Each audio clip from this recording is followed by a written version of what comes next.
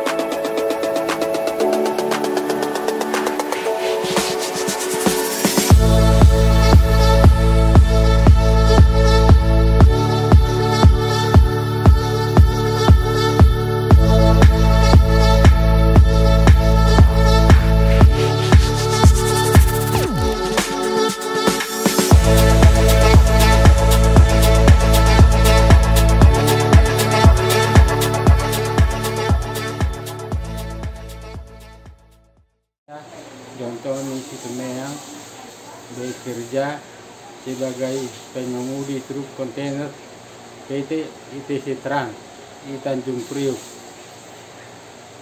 Saya bekerja sudah selama 10 tahun di PHK karena saya mengalami sakit stroke ringan dengan tidak diberikan pasangan. Selama bekerja tidak mendapatkan upah sesuai UMP dan tidak mendapatkan BPJS Ketenagakerjaan. Jadi apa yang disampaikan Jontoni Situmeang tadi adalah permasalahan klasik di dunia angkutan peti kemas, khususnya yang ada di Pelabuhan Tanjung Priok. Di sana memang persoalan yang berulang-ulang bahwa para pengemudi dan awak truk kontainer pada umumnya itu tidak ada perlindungan upah dan tidak ada perlindungan sosial juga kepada mereka.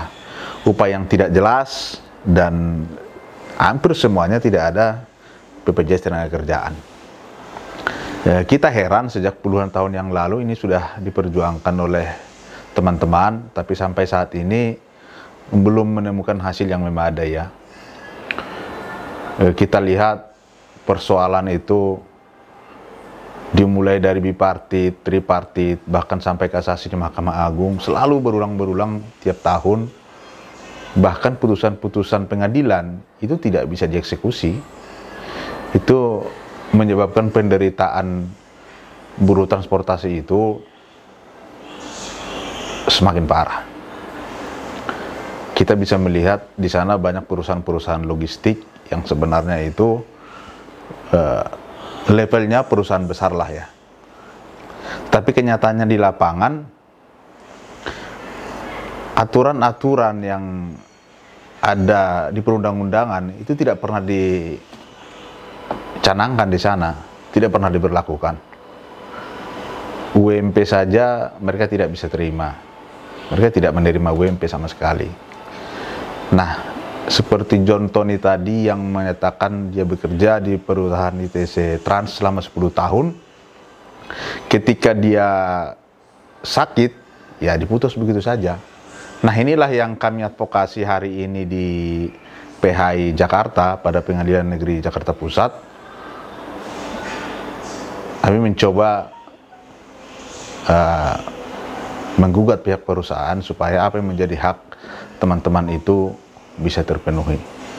Tentu dengan perjalanan yang puluhan tahun yang belum berhasil dengan baik, ini juga menjadi persoalan tersendiri buat kita.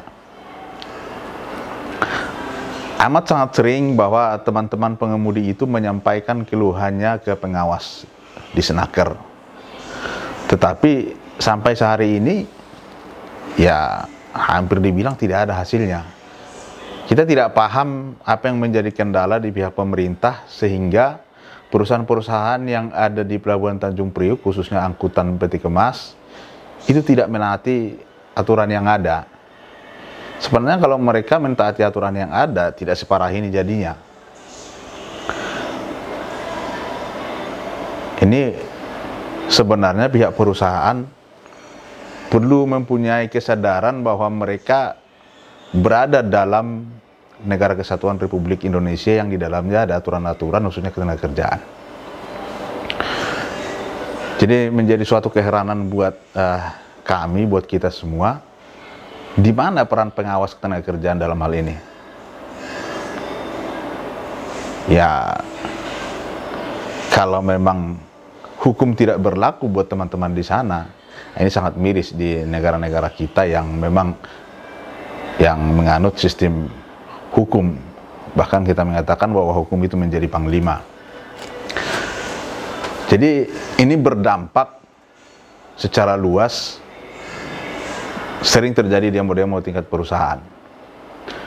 Tapi pemerintah juga dalam hal ini kita lihat cenderung tidak berperan. Dan yang paling penting untuk saat ini bahwa penegakan hukum di sektor pekerjaan ini, di sektor ekonomi ini harus menjadi panglima. Itu sangat jelas buat kita. Sehingga tidak selalu terulang lagi kawan-kawan yang selalu dibenturkan dengan pihak pengusaha. Ya dalam hal ini kekalahan selalu ada dalam pihak buruh. Karena pengusaha mengandalkan kekuatan mereka bisa menyewa pengacara, mereka juga mempunyai ketahanan ekonomi, berbeda dengan buruh. Karena kita sering mengalami persoalan-persoalan buruh ini bisa mencapai 2 tahun, bahkan ada yang 3 tahun. Sehingga kepastian hukum buat teman-teman di sektor transportasi ini begitu penting. Maka harapan saya agar pemerintah dalam hal ini yang paling menjadi ujung tombak pengawasan dari Dinas Tenaga Kerja menunjukkan tajinya, khususnya di pemerintahan Jokowi yang kita sama-sama paham, yang pro rakyat, tegakkanlah hukum, laksanakan tugas, karena dalam hal ini Dinas Tenaga Kerjaan menjadi ujung tombak untuk mengawasi segala sesuatu yang ada di masyarakat, khususnya ketenagakerjaan. Dan harapan saya juga bahwa pihak pengusaha supaya taat hukum. Dan teman-teman para buruh jangan putus asa, tetap berjuang. Hidup buruh.